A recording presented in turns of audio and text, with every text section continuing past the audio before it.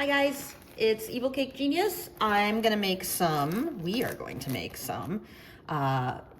cute little coloring book Valentine's chocolate covered Oreos today. And these are great because you just like grab one set of our markers, throw them on the table, and everybody at the party or everybody at the classroom can grab a marker. They share markers and you can color these in. So what I'm gonna do is I'm gonna use, I started melting it so you wouldn't have to sit here and wait for me to melt it. This has been nuked for 30 seconds so far. This is Merkin's bright white coating. I like the bright white because it matches this better. It's not as yellowy, but the bright white tends to melt a little thicker. So I'm gonna use Paramount crystals to thin this out a little bit. So this is Paramount crystals. You can get them on my site as well. I'm gonna put this back in for another 30 seconds. Make sure to use a microwave safe bowl. And I'm gonna throw it into my microwave for 30 seconds. The first and second round, you can go about 30 seconds. After that, if you have a microwave that's kind of hot, like mine runs hot, then I do 15-second intervals and stir every 15 seconds. But for the first two, you can hit it for 30 seconds. So I'm gonna let that go. These are our new icing sheets. They are Valentine's Day coloring book. They come like this. Don't open them until you're ready to use them because they will dry out, especially in the winter in Minnesota here. Oof. Everything's dry. Just take a look at my knuckles. Okay, so this has been now a second, 30 seconds, and you can see it's melting up nicely. You don't want to overheat this stuff. If you overheat it, that's when it starts to get too thick too, which you can also correct with the Paramount crystals. The nice thing about adding this in is it's solid at room temperature, which means that when the chocolate sets up, it's still gonna set up solid. Some people talk about adding like shortening or whatever, but that'll eventually make your chocolate not crisp and it'll make it kind of soggy. So this has been 1 minute. And now when it gets to this point, you only want to go about 15 seconds at a time because you don't want to overheat this. So I'm going to grab this in the microwave, 15 seconds. And where is, okay. And then I have a pastry bag here. I just put it in a glass because it makes it so you have a holder to fill it. Let's see what 15 seconds did. Okay. Yeah, it's pretty good. So you want to melt it until there's a few lumps in there still. You see that? But the residual heat is gonna melt that. And you see this is, okay, so this should be able to pour. And you see it's just like sticking in lumps.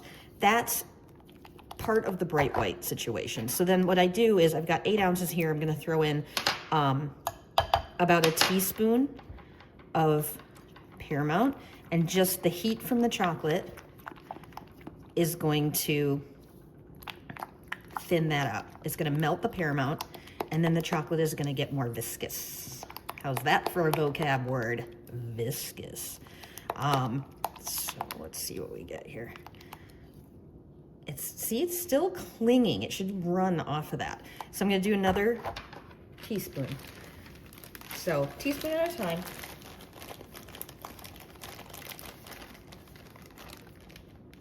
There it is. Dump that in there. It wants to stick to my spoon. Okay. See, it's in there. We're just going to do this. This works for any coating chocolate. And it really makes it easier to work with. It loosens it up beautifully. And it makes it so that the shell on your Oreo isn't as thick, because a lot of people don't want that much chocolate to Oreo ratio. So we're getting closer. But I'm gonna throw in one more teaspoon. But you can see it's like, oh, did you see that? That is more like what it should do. It shouldn't come down in a lump, it should actually drip. But for the sake of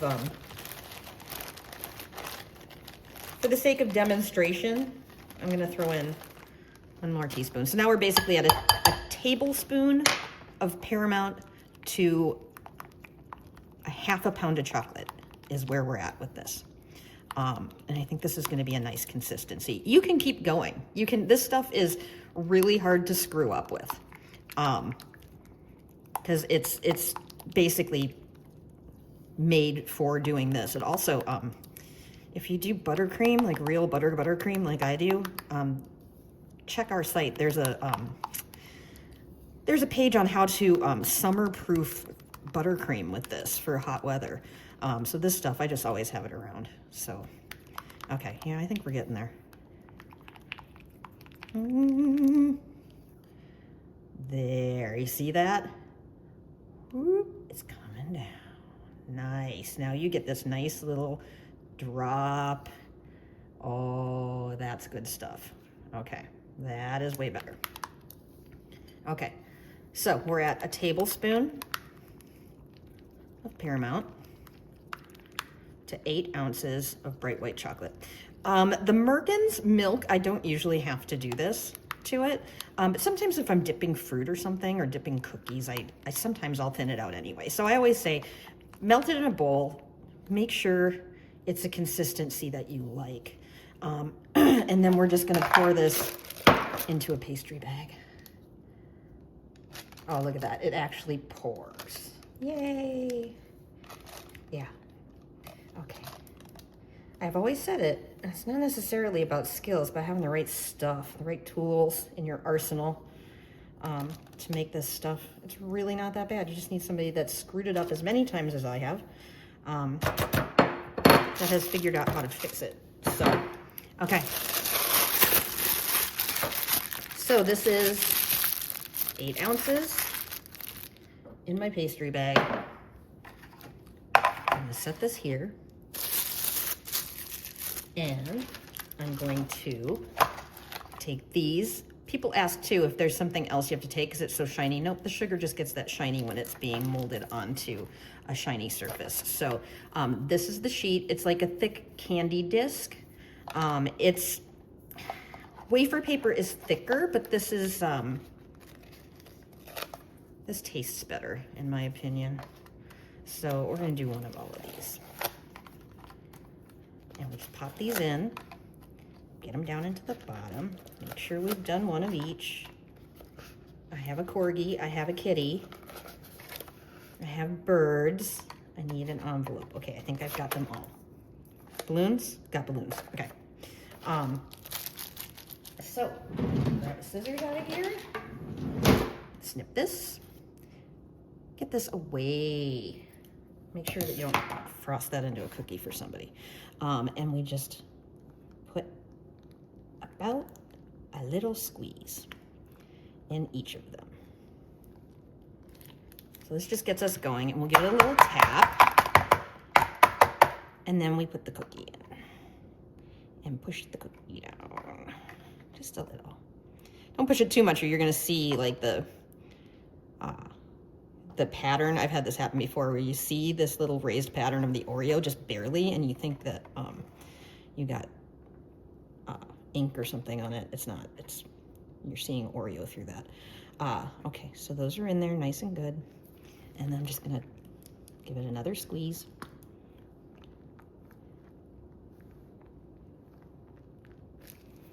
Throw this over here and it out. It's not your turn yet, Marker. Okay, that, and a little bit on that one. Okay. That's it. So we're gonna throw these into I throw them in the freezer because I'm not patient. So I'm gonna chuck these in the freezer and we'll be right back. Okay guys, we're back. Look at the sad Oreo that didn't make it into the batch. I'm sorry, little guy. These have been in the freezer for about 8 to 10 minutes. And then carefully turn them out because they will leap forth. And that's it, man. They are ready to roll. They're ready to color. So that is our next. And if there's a little tiny bit of Can you see that even? There's a little edge of chocolate that went under there. So I just scrape that off. It's barely visible on this. It would be more visible if it was chocolate, but you just kind of give it a little, and you can see that's coming right off. So I've had people ask about that. Anyway, so then it's time for pack these up, send them off with the kids, and I don't have any kids, so I'm gonna color them myself. Because why not? I like to color.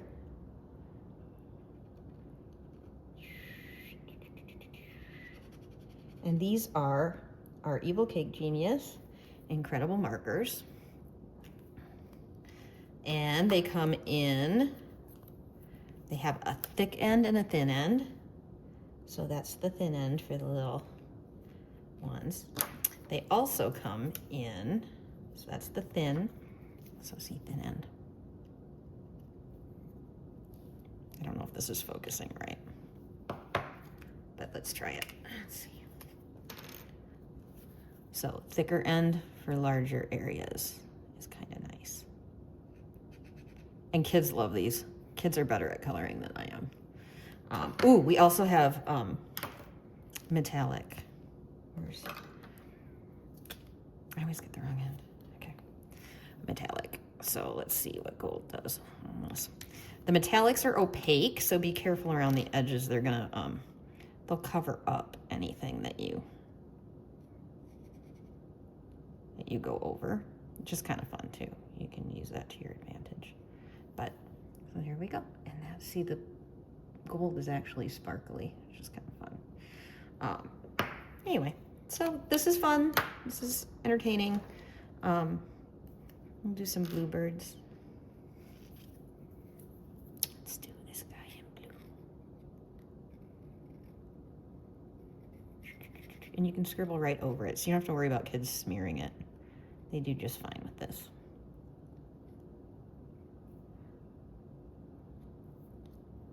And let's see. I don't want it to be patriotic.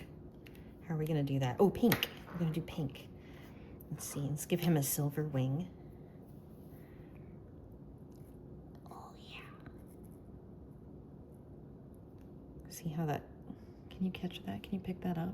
That's like shiny. Cool. We'll do some, too big. Yeah.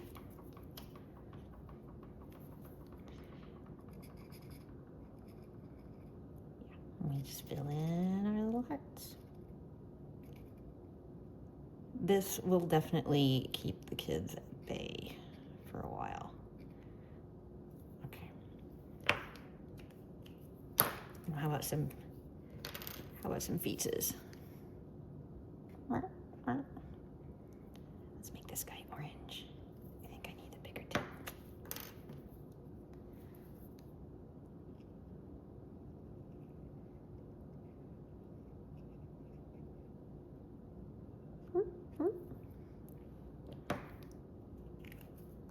Cap your markers, guys.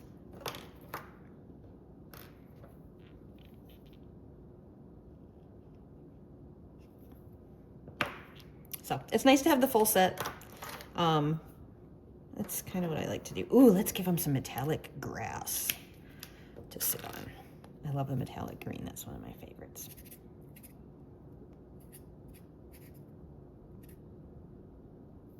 Super cute. Anyway, that's what we got, kids. That is all we has for today. Should we do an orange corgi?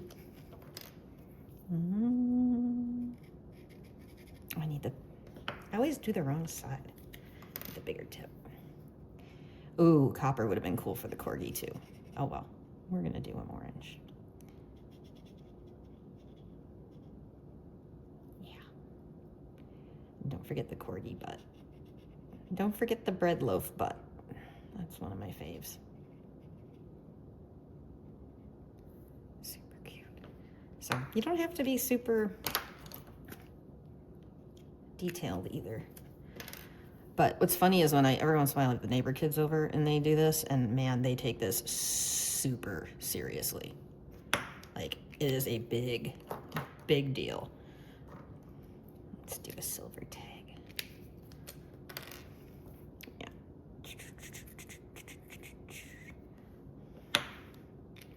Cute. Should we do purple? Do a little bit of purple on the pillow.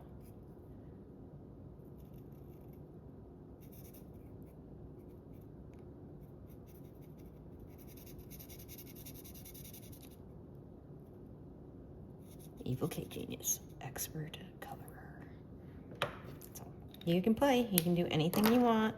There are no rules in coloring.